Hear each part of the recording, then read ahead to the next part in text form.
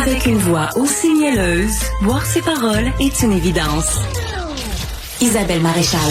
Mon invité, René Bougie, apiculteur, copropriétaire de la Mielerie King. C'est une affaire de famille, cette distillerie. Il me racontait 10 000 visiteurs chaque année qui se rendent au centre du Québec, à Kingsley Falls, pour aller voir votre hydromellerie et toutes vos installations. Vous avez vous avez combien de ruches là-bas? Nous, on a 115 ruches. Wow. Maintenant, on fait 8 hydromels en bouteille. Ouais. On fait plusieurs spiritueux. Franchement, là, on s'amuse vraiment à mettre en valeur le miel de par chez nous. Ah, mais vous êtes tellement... Les gens nous disent, là, Diane dit, oui. je l'écoute, votre invité, j'ai la bouche ouverte. Ben oui, puis un Évidemment, autre dit, wow, j'adore comment votre spécialiste fait le lien entre la Mielerie King et faire un parallèle avec Game of Thrones et les abeilles. C'est fascinant. Enfin, un bon ouais. vulgarisateur. Je dirais quand même à Diane qui a la bouche ouverte, attention, s'il y a une abeille, fermez votre bouche. Oui. Et tout le monde trouve ça bien intéressant. Claude nous a écrit qu'il flatte les abeilles. Il n'ose pas nous rappeler. On est en train de vous rappeler, Claude. Est-il au bout du fil? Et Maître en train d'essayer d'appeler Claude.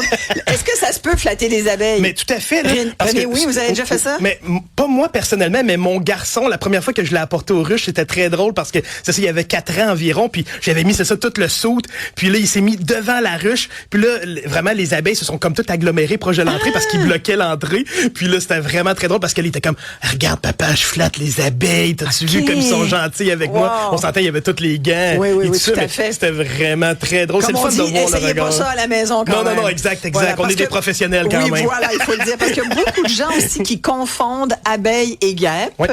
Et il y a quand même des différences notables. Oui, tout à fait. Là, mettons, c'est sûr et certain qu'il y a beaucoup de sortes d'abeilles, beaucoup de sortes de guêpes, mais mettons les différences principales.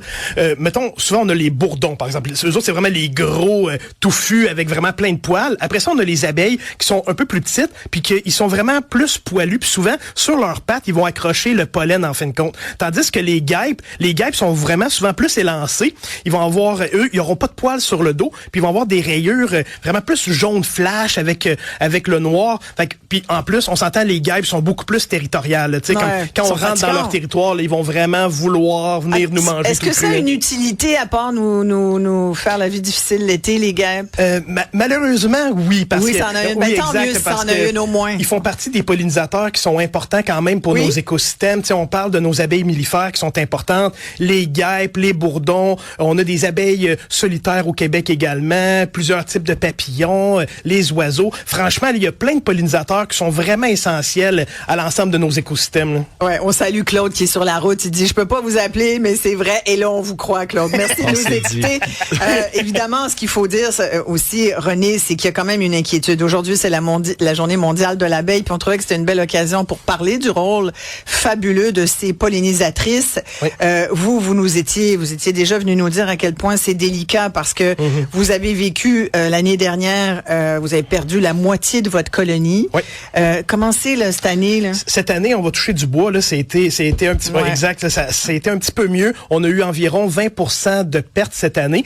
Puis où ça s'est vraiment compliqué, on dirait que la saison décollait pas cette année là, parce que on a réussi à passer l'hiver, mais lorsque les abeilles se sont mis à sortir à l'extérieur, qui voulaient avoir de la nourriture, mais là les fleurs sortaient pas, il y avait presque pas de pollen. Fait que c'était vraiment un enjeu parce qu'on a dû à certains moments même les nourrir en attendant que la nourriture arrive. Là. Vous les nourrissez avec quoi? Pour l'instant, nous on fait un mélange d'eau et de sucre en fin de compte. Pas pour votre hydromel. Non, exact. Là, exact. Parce qu'après ça serait spécial le miel qu'on ramasserait, je pense. Là.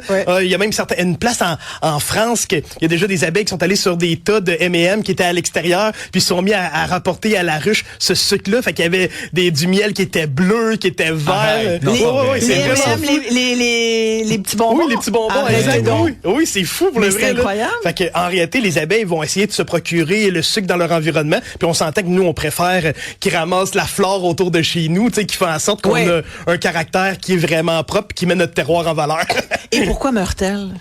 En réalité, c'est vraiment multifactoriel parce qu'on s'entend si j'avais la solution, ça ferait longtemps que je l'aurais appliqué, là, mais une des causes principales, surtout depuis les années 90, c'est le varroa. C'est un genre de petit parasite, un acarien qui se colle sur le dos des abeilles, puis c'est un genre de vampire en fin de compte. Il va sucer le sang des abeilles, puis il va les rendre vraiment plus faibles, puis ils vont avoir de la misère à passer la saison hivernale. Mais après ça, on a tous les pesticides, les herbicides, les changements climatiques. On s'entend, là, c'est vraiment pas facile en fin de compte lorsqu'on a à travailler avec du vivant. Hein.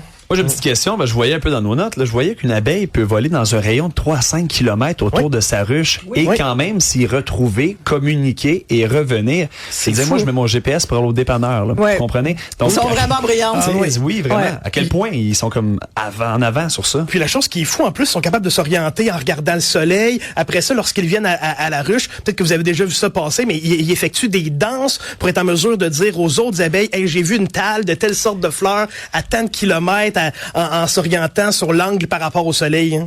Vous êtes fabuleux. Faudrait faire une émission complète avec vous, René Bougie. Je rappelle, Mielerie King Distillerie, hydromellerie à Kings et Falls. Allez au centre du Québec, c'est une belle région.